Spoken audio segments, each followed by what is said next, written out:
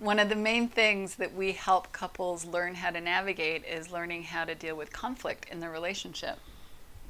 It is one of the main things. And because couples have all different kinds of conflict, you would think that we would have to know about all different kinds of things in order to help them get over it. We know a fair few, though. We do know a fair few. But really, when we're helping them, we're really helping them see one main thing. And that main thing is that when couples get into conflict, they tend to get entrenched and dug in into a feeling of righteousness and defense over their position. Mm-hmm. And we've certainly done that in Yes, our in no uncertain terms. yeah. And really, that's the main. You'd more so than me. Yes, I will admit that I think I'm a lot more stubborn. I didn't expect that. I could be very stubborn. You can. I can get very caught up in my position of righteousness. Less so now, hopefully. Yes, I used to always say you make a great defense lawyer.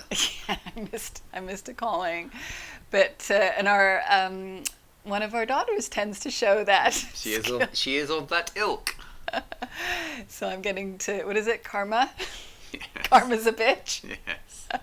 So anyway, that getting entrenched into righteousness and defense of a position, on one level it can feel so seductive and that it's so important and needed, but ultimately that is what gets in the way of being able to resolve conflict.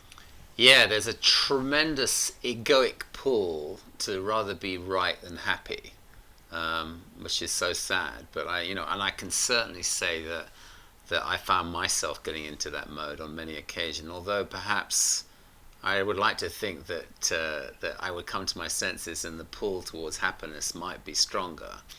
But I think without understanding, for me during those early years.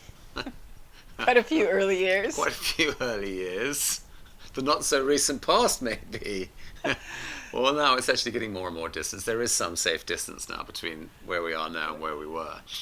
But I think there was this tremendous pull. So I could take up a position, and you would too.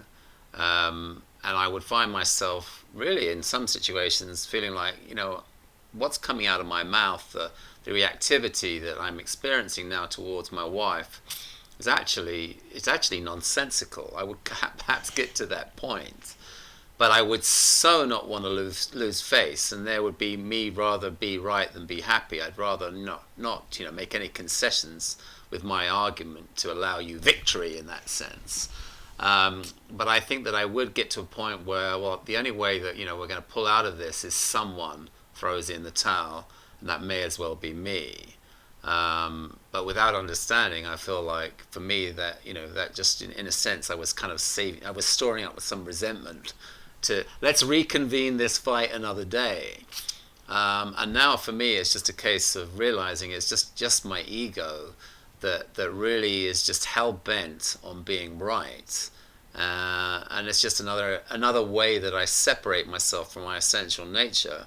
Really, in a sense, what we're doing in our relationship is a separation from our essential nature as a couple, which is ultimately we want to love and cherish one another and be in a state of connection. But we get so caught up in this need to be right on an egoic level that there's such a pull in that direction that ultimately leads us further and further into entrenching ourselves in what, from my own point of view, could be a position that actually has no weight behind it. I'd just rather be right and win this argument, despite the fact that I might even know that I'm wrong.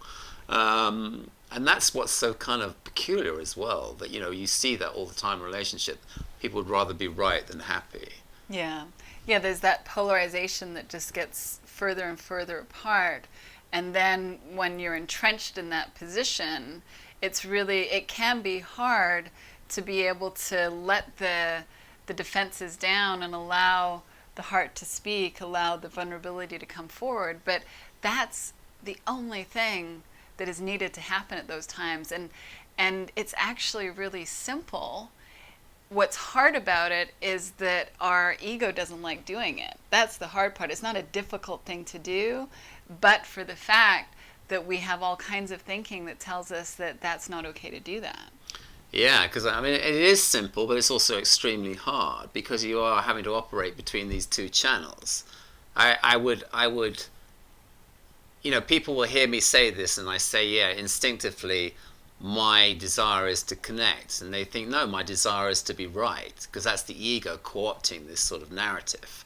So in those situations, for me, it is about me really kind of trying to follow my instincts, which is that I want to connect. I want us to be happy. That's my essential nature, to thrive and be happy.